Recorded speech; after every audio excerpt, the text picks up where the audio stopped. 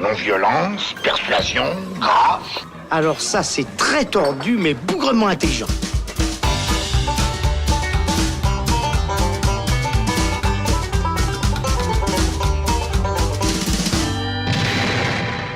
Bonjour ou bonsoir à tous, c'est Robin, bienvenue dans le Saloon. Suite à notre émission spéciale sur Tim Burton, on ne pouvait évidemment pas passer à côté de la sortie de son nouveau film Dumbo.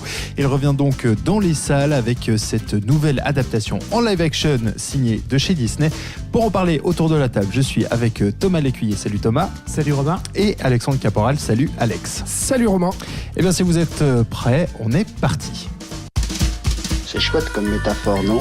C'est pas une métaphore, c'est une périphrase. Oh, fais pas chier. Ça, c'est une métaphore. Dumbo, donc a-t-on besoin de vous réexpliquer l'histoire, hein. C'est évidemment ce cirque un petit peu qui voyage à travers les États-Unis, qui un jour a l'occasion d'avoir un éléphanteau de grandes oreilles et qui lui permet de voler. Forcément, c'est l'attraction qu'on s'arrache tellement que le méchant du film va arriver, va racheter le cirque pour avoir évidemment Attention, parce que là, Dumbo. tu résumes le film de Tim Burton, tu résumes pas l'histoire originelle de Dumbo. C'est vrai, Et tout à fait. Tu résumes Là, pas je le conte pour enfants. Exactement. Qui est né à la base, hein. Là, effectivement, je vous raconte l'histoire de Dumbo, Tim Burton, oui. Exactement. Et donc, on va retrouver ce personnage évidemment issu de Disney, du dessin animé qu'on a bien connu. Et première question, je vais vous poser, je me tourne vers toi Thomas. Est-ce que Dumbo dans l'univers de Tim Burton, ça marche ? Oui, parce qu'il y a tous les fondements de l'univers de Tim Burton. Le côté monstruosité, le côté freak, le côté droit à la différence, le côté enfance volée. Ouais, il y a tous les éléments de base qui font une bonne histoire de Tim Burton, ouais. C'est vrai que ce que tu disais dans l'introduction, tu parlais de ce film-là qui effectivement prend des libertés par rapport au dessin animé. On rappelle, le dessin animé de 1941 durait à peine plus d'une heure. C'était 1h10. 1h10, oui. Voilà. Et puis était adapté d'un bouquin pour enfants des années 30, qui était une sorte de d'un petit canard, mais avec un éléphant à la place. Exactement. Et puis à l'époque, ce film Dumbo avait été produit un peu à la va-vite. C'était Walt Disney qui voulait combler un peu les manques de recettes de Pinocchio, et puis qui avait fait ce film un peu à la va-vite. Là, on retrouve un film qui dure 2 heures, et du coup, il faut raconter plus de choses, et forcément, il va falloir prendre des libertés, et puis raconter une toute autre histoire. Là où je suis pas vraiment d'accord avec Thomas, c'est que ça commence. Ouais, ça va commencer, exactement. Non, alors, je ne ressens pas du tout Tim Burton dans le film, si ce n'est sur le papier. Avec ce que dit Thomas, oui, on retrouve le côté, les thématiques du freak, du rejeton qu'on peut retrouver dans la filmographie de Tim Burton. Sauf que ça, à la base, c'est déjà sur le papier. C'est-à-dire que Tim Burton adore Dumbo. C'est marrant alors, parce que à chaque fois... Alors, quand un film de Tim Burton sort, on lui reproche 2 choses, tout le temps les mêmes. Soit il se répète, mais il fait des trucs qu'on a déjà vus. Ouais. Soit il fait un truc un peu nouveau et on dit, mais alors là, c'est pas du Tim Burton. non, c'est pas ça les reproches que je veux lui faire. Moi, je trouve qu'il y a quand même, un peu une manie de jeter l'opprobre comme ça sur ce gars qui s'est fait un peu dépasser par son personnage. Mais je ne fais pas partie de ces gens-là, je te rassure, parce que je trouve quand même que, comparé à certaines personnes, dans les années 2000, Tim Burton a quand même réussi, malgré quelques répétitions, à retrouver un petit peu sa flamme par moment qu'on apercevait. Et là, je me réjouissais quand même un petit peu de ce film Dumbo, même si on retrouvait un Disney en live action et on avait vu ce que ça avait donné avec Alice au Pays des Merveilles et Tim Burton. Moi, je déteste ce film, donc du coup, j'avais peur à la fois, mais d'un autre côté, je me disais, Tim Burton adore le dessin animé Dumbo, et on peut comprendre pourquoi. C'est ce que tu dis, il y a toutes les thématiques que Tim Burton a abordées dans son cinéma, déjà présentes dans le dessin animé. Donc je me disais, s'il tient tant à ce dessin animé d'origine, il va peut-être mettre un peu de lui dans ce film, même peut-être beaucoup de lui. Et en fait, à part quelques petits moments où on voit justement un espèce de bestiaire monstrueux vers la fin du film, moi, j'ai pas vraiment retrouvé de Tim Burton. Peut-être un petit peu dans les courtes focales et puis les fichailles, ses côtés un peu grandiloquents aussi dans la mise en scène. Mais au-delà de ça, je trouve le film très plat, très pauvre et très peu burtonien, si on veut. Eh bien, moi, c'est ça qui m'a séduit, figure-toi, Alexandre. C'est ce côté volontaire de Burton. Il l'exprime volontiers d'ailleurs en interview promo. Alors, c'est de la promo, on sait qu'il faut prendre ça avec des pincettes, mais il a voulu faire un film réaliste. Il s'est dit, je vais faire quelque chose qui soit le plus réaliste possible, je vais éviter les animaux. Avec un éléphant qui vole quand même. Oui, mais alors, il expliquait en interview promo que même l'éléphant, ils avaient modélisé un éléphant dont les proportions pouvaient être réalistes. C'est-à-dire les oreilles ont été mesurées en fonction qu'elles soient suffisantes. Ça pourrait exister. C'est une information. Physiquement, ce serait possible qu'il ait des oreilles comme ça. Et il n'y a pas d'animaux qui parlent, notamment. Il y a plein de choses qui tendent vers un réalisme. Le Dumbo n'a pas d'hallucination. Dans le dessin animé, il y a une hallucination parce qu'il a picolé. Là, c'est pas le cas. Il voit des bulles de savon qui forment des éléphants roses. Cette scène d'éléphant rose mythique qu'on a tous vu quand on était enfant. Et là, ça fait moi, je trouve que pour les bulles de savon, c'est bien dit. Mais oui, je trouve que c'est pas forcément la scène la plus réussie du film, effectivement, même si elle faisait partie des incontournables du dessin animé qu'on avait envie de revoir. C'est clair. Ça, c'est clair.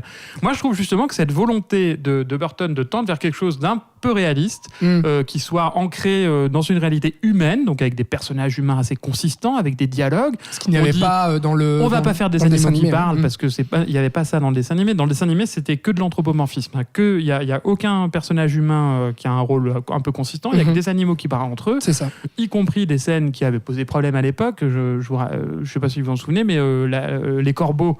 La scène des corbeaux qui chantent, il y a les corbeaux qui vont apprendre à Dumbo à voler. En 1941, ces corbeaux étaient clairement, les voix des corbeaux étaient clairement des acteurs blancs qui imitaient des noirs un peu, et c'était clairement une représentation un peu raciste des acteurs et de la population afro-américaine à l'époque. Donc on était en 1941. Donc il y a des choses qu'on ne peut plus faire aujourd'hui. Mais au-delà de ça, donc il allait pas refaire les corbeaux par exemple. Mais au-delà de ça, le parti pris, c'est de dire je vais faire quelque chose un peu réaliste. Et moi, ça, je trouve ça intéressant. Le dernier film qui a marché de Burton, c'est un film un peu réaliste qui s'appelle Big Eyes. Moi, je mettrais Big Eyes et ce Dumbo dans ce... Ça avait vraiment marché ? Moi, j'ai trouvé ça bien, Big Eyes, en tout cas. Ouais, mais commercialement. Je pense que c'était un semi-flop. Ouais. Bon, moi, j'avais trouvé. Mais moi, je dirais que peut-être que Burton amorce un côté un peu plus réaliste, où il va moins dans l'impressionnisme et où il propose plus des. Et moi, ça me plaît. Et est-ce qu'on perd pas un peu de magie alors du coup ? Pour moi, totalement. Pour moi, non. C'est pour ça que tu es là, Thomas. Oui, bien sûr. Non, pour moi, totalement. Je trouve vraiment la simplicité et toute la poésie en fait du dessin animé. Je ne la retrouve à aucun moment ici. C'est pas tant en fait ce côté dont parle Thomas de vouloir faire quelque chose qui colle un peu au réalisme. Pour moi, le problème, c'est de vouloir en fait tout centrer sur les dialogues entre des personnages humains qui sont donc il y a beaucoup de personnages, c'est-à-dire qu'on part à la base avec 2 petits-enfants qui vont s'occuper des animaux du cirque, qui vont s'occuper donc de l'éléphant et de l'éléphanto Dumbo. Et puis il y a leur père qui arrive, Colin Farrell, qui va d'un seul coup, on va lui dire tu rentres de la guerre, occupe-toi des éléphants. Bon, ok, d'accord. Et puis il y a oui, mais c'est parce qu'il a perdu son bras, donc il peut plus monter à cheval. Oui, bien sûr. Non, mais d'accord. Mais ça vient pas comme un cheveu sur la soupe, quoi. Non, mais oui, non, mais soit, quoi. Non, c'est pas de mauvaise foi. Je trouve que c'est un petit peu précipité comme ça. Et en fait, pour moi, tous ces personnages-là n'arrivent pas à exister. Il y a aussi le patron du cirque, Danny DeVito, qui rejoue exactement le même personnage qu'il avait interprété dans Big Fish, qui était aussi un gérant de cirque. Ensuite, il y a ce... moi, j'ai vu ça justement comme un clin d'œil. Il y a plusieurs clins d'œil, je trouve, à Big Fish. Mais alors là, franchement, c'est un clin d'œil sacrément appuyé, parce que, je veux dire, il est pas mal, Danny DeVito, mais parce qu'il est là en roue libre à faire exactement ce qu'il a toujours fait. Danny DeVito, ça fait 20 ans qu'il fait le même rôle. Donc c'est ça. Puis après, on arrive avec des personnages de Michael Keaton et d'Eva Green, qui sont donc un couple à la tête d'une grande entreprise qui va, comme tu l'as dit en introduction, Robin, racheter ce cirque pour faire de l'argent avec ce freak Dumbo qui finit par séduire les gens puisqu'il arrive à voler dans le cirque. Et ce que je veux dire, c'est que tous ces personnages humains n'arrivent jamais, pour moi, à exister, à avoir vraiment un arc narratif intéressant, et qu'on perd en fait toute la magie autour de cet éléphanto au profit de discussions entre acteurs et entre donc personnages humains qui n'existent pas et qui sont là pour faire de la caricature avec un casting qui est pour moi très très mal dirigé. Honnêtement, j'ai pas vu Michael Keaton mal jouer à ce point-là depuis longtemps. Eva Green, c'est une catastrophe. La liste est longue. Keaton, je suis d'accord. Eva Green, non, je trouve qu'elle va bien dans ce film. Même quand elle chevauche Dumbo. Bah oui. Ça, c'est ridicule, par exemple. C'est le genre d'idée où voilà, on va mettre une femme sur un éléphanto. Enfin, pardon, mais moi, j'ai trouvé ça un peu grotesque.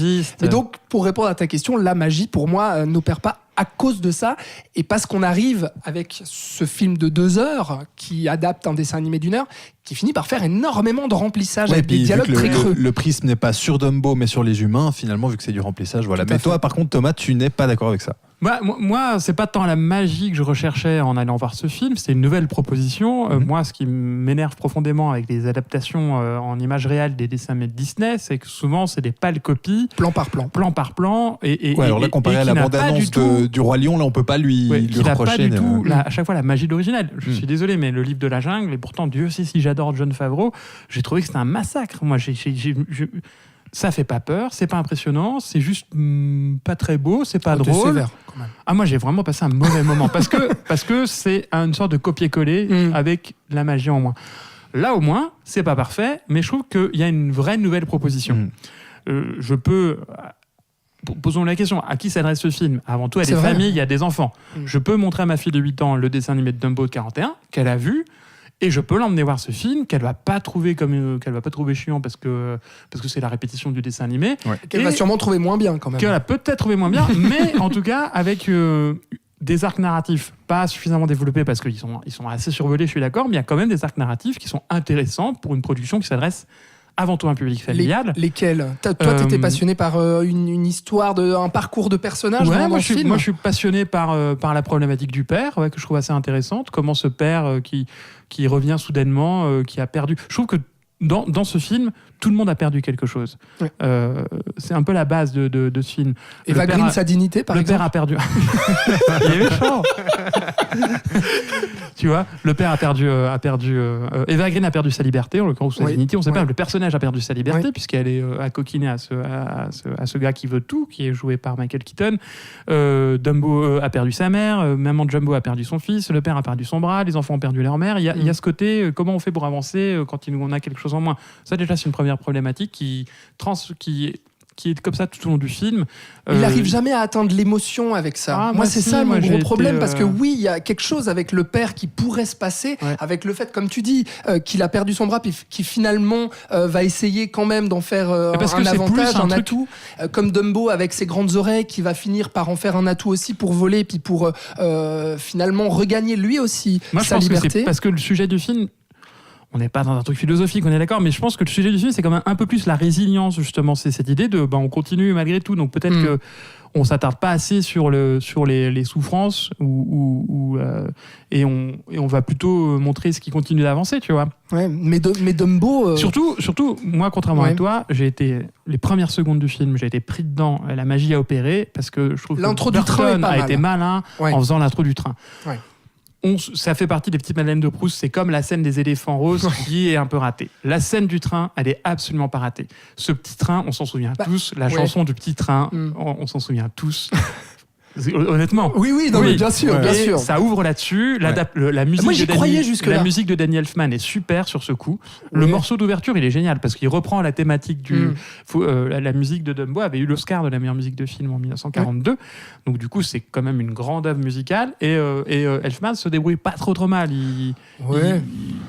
Pour moi, il nous refait tout ce qu'on a déjà entendu de lui. Junior, il le refait bien. On rentre. Même toi, tu dis que la scène de la locomotive, la scène de Casey Junior du début, ça t'a fait. Ça m'a appelé. Je me suis dit, ok, peut-être. Et puis, allez, Tim Burton, vas-y, puis exprime-toi, puis dis-nous ce que tu as envie de dire sur ce dessin animé qui t'a tant touché. Dans le train et je suis sorti quand? Dès le moment qu'on a vu Colin Farrell et ses enfants. Je suis désolé, mais déjà, visuellement, je trouve ça laid. Mais vraiment laid, quoi. On voit des fonds verts absolument dégueulasses. Oui, mais ça, c'est le problème global du CGI. Non, pas dans tous les films. Mais dans celui-là, je trouve que ça pique les yeux. Je trouve quand même réussi le personnage de Dumbo, esthétiquement parlant. Je le trouve, il est touchant, il est attachant dès que tu le vois. Mais là où aussi, peut-être qu'on le voit pas assez, mais effectivement, c'est clair. Quand on le voit, il est très bien. Ça, je suis d'accord. Mais on le voit pas assez pour un film qui s'appelle Dumbo. Et pour s'attacher à lui aussi. Parce que moi, dans le dessin animé, c'est un dessin animé qui aujourd'hui, en tant qu'adulte, continue à m'émouvoir, quoi. Ouais, je le regarde encore avec des yeux d'enfant et je m'attache tellement à ce petit éléphanto. C'est tellement magique, cette scène aussi où justement sa maman est en cage, et puis qu'il y a cette chanson Mon tout petit, qui agit. La fameuse chanson oscarisée. La fameuse chanson, exactement, où on voit Dumbo qui verse sa larme et qui lève sa trompe pour attraper la trompe de sa mère. Et en fait, là, dans ce film de Tim Burton, cette scène-là est vraiment esquissée. Et j'étais là, il fait juste le clin d'œil et il fait pas la scène jusqu'au bout et il arrive pas à m'émouvoir. Dans le dessin animé, on voit tous les Pour moi, les c'est un choix animaux. volontaire. Tu peux pas. À quoi ça sert de refaire cette scène ? À quoi ça sert de refaire cette scène qui est parfaite ? Je suis d'accord avec toi. À quoi ça sert de refaire les scènes de Baloo et de Mowgli parce que c'est juste le bonheur total quand on les regarde. Je suis totalement d'accord. Là, je voulais pas retrouver la même chose plan par plan, mais je voulais juste qu'il puisse faire autre chose de cette scène. Et en fait, pour moi, il évite complètement le truc. Il dit allez, on va refaire l'éléphanto qui attrape la trompe de sa mère, et puis basta. Et puis on switch de plan. Et là, on retrouve Danny DeVito dans son bureau avec son singe qui fait et j'étais là, merde, quoi. Ça fait partie des mauvaises idées. Le singe, c'est une mauvaise idée. On est d'accord. Enfin, voilà, quoi. Mais c'est tout ça qui est frustrant pour moi. En fait, nos avis divergent, comme disait Pierre Desproges, et c'est tant mieux parce qu'en fait, on a vu le même film et ce qui t'a déplu et ce qui me plaît. Donc c'est vachement intéressant. Ça montre bien. Non, mais c'est pour les mêmes raisons.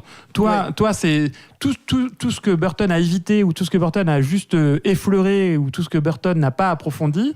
Toi, tu lui reproches. Et moi, je trouve qu'au contraire, c'est une intention louable de proposer une nouvelle lecture qui n'est pas parfaite, mais qui a au moins les mérites de proposer une nouvelle lecture. Je veux dire, si un jour il y a Bambi en image réelle, ce qui ne serait tardé, j'ai pas envie de revoir la scène de la mort de Bambi. D'abord parce que je pleure comme une madeleine à chaque fois.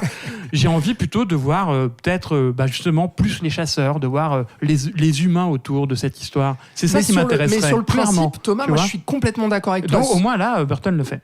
Sur le principe, je suis d'accord avec toi. J'ai bien envie aussi de voir une nouvelle interprétation et un approfondissement du dessin animé, une nouvelle proposition et autres. Mais pour moi, la réalisation de tout ça est ratée.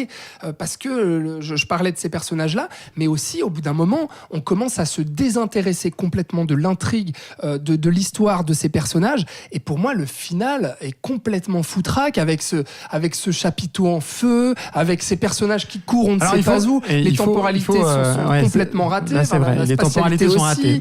Enfin, tout ça où je me suis dit, mais là, ok, on est dans la dernière demi-heure du film, et en fait, je voyais que du remplissage, et je me disais, c'est bien de proposer quelque chose d'autre, mais il faut que ça marche, quoi. Faut qu'il y ait quelque chose à raconter, parce que là, je bloquais, quoi. Il faut rappeler un peu sa dernière demi-heure du film, grosso modo, sans trop dévoiler, sans trop divulgacher où elle se passe. Donc, comme tu l'as dit, il y a ce personnage de Van de Veer, je crois, joué par... parce que moi, ça m'a intéressé.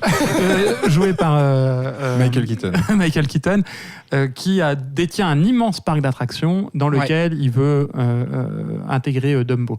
Et effectivement, il y a un côté... On sent que Burton n'aime pas ce parc d'attractions. Dans le traitement de l'image, il est visuellement splendide. Bon, moi, j'aime beaucoup les années folles, les années 30, tout ça, l'art déco. Donc là, je trouve qu'on est en plein dans le sujet. Il y a ce côté un peu rétro-futuriste qui est intéressant dans cet univers-là, mais on sent que Burton, il n'aime pas ça. Effectivement, il y a des chapiteaux en feu et tout, ça va pas très bien se passer. Faut rappeler que c'est un ancien de chez Disney. Burton, il est parti en 1984 de chez Disney, revenu, en claquant la porte. Les deux pieds dans le plat. Parce que Disney avait refusé Frankenweenie à la base, et il est revenu bien plus tard. Mais on sent qu'il y a quand même un côté... manichéen et omnipotent dans le divertissement qu'il n'aime pas trop, qu'il n'a jamais vraiment aimé chez Disney. Et ce que j'aime bien aussi dans cette deuxième partie du film, oui, il le sert, mais en même temps, pour moi, il y a clairement une représentation des parcs Disney dans ce parc d'attractions-là. On voit plein de peluches Dumbo de partout et tout. Il y a ce côté, il y a une ironie là-dedans que j'ai bien aimé aussi. Et on sent qu'il y a une prise de distance de Burton qui dit oui, attention, moi... je suis pas de tous les plans. Moi, j'aime bien des trucs chez Disney, mais il y a des trucs que j'aime pas aussi. Puis je trouve qu'il les montre, et c'est intéressant de montrer ça. C'est intéressant parce qu'en plus, Disney a vraiment ce côté Van de Veer. Il a toujours plus On est encore plus dedans à plus quelques acquérir de l'acquisition de la 20. Ouais, c'est ça, de franchises, de marques et tout. Ils ont fait l'acquisition de Marvel. Ils sont vraiment dans cette optique-là de tout financiariser le plus possible. La plupart de ces remakes en images réelles sont avant tout des questions de refaire des entrées, parce que artistiquement, ça apporte pas grand-chose. Je suis très inquiet de savoir ce que va donner Aladdin et Le Roi Lion. Qui sont les deux prévus pour cette année, on le rappelle quand même. Au moins, voilà, on peut reprocher beaucoup de choses à Tim Burton. Au moins, il y a une vraie nouvelle lecture et une vraie proposition narrative. Moi, c'est ça qui me plaît et que je défends volontiers dans ce film. Et après, pour le reste, on peut en discuter. Ouais. Et puis encore un petit mot, on l'a abordé, mais sur les effets spéciaux, parce que moi c'est vrai que c'est aussi quelque chose qui m'a un peu sorti. C'est ta cam, les effets spéciaux. Non, pas forcément, mais c'est vrai que par exemple là, tu dis effectivement, le design du parc est plutôt réussi, mais c'est moche. Non, c'est une question.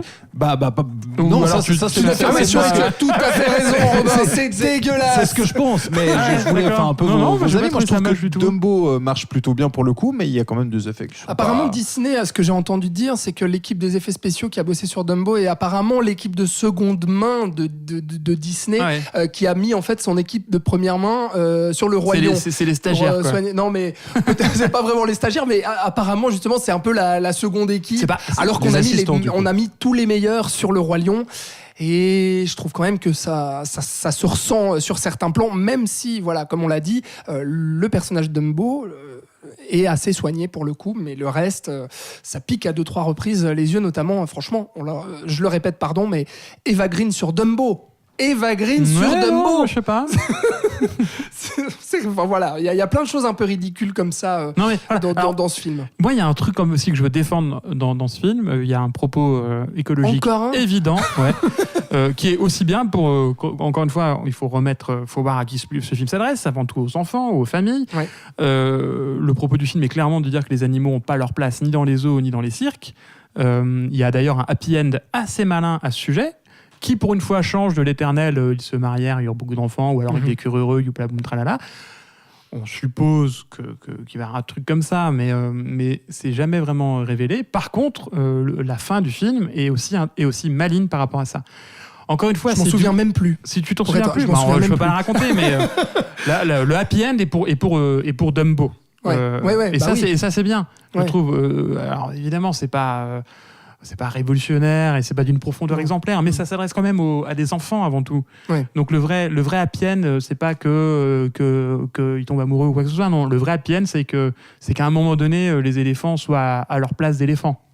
Et que le gentil et inoffensif Dumbo puisse triompher malgré son handicap. C'est quand même une bonne volonté du film aussi, je trouve. Et voilà, donc, vous l'aurez compris, cette nouvelle adaptation live de Disney, Dumbo, a donc divisé nos critiques autour de la table.